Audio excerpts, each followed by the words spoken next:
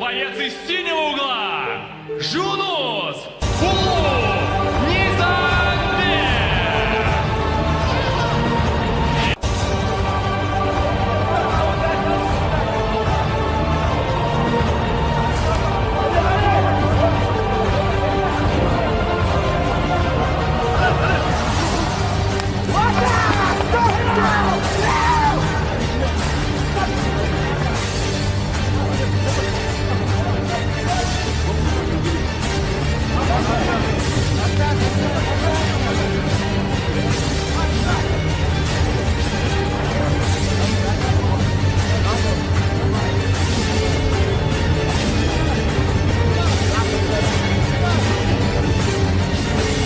Дамы и господа, победу в стартовом поединке сегодняшнего вечера на 35-й секунде второго раунда нокаутом одержал боец из синего угла Жунус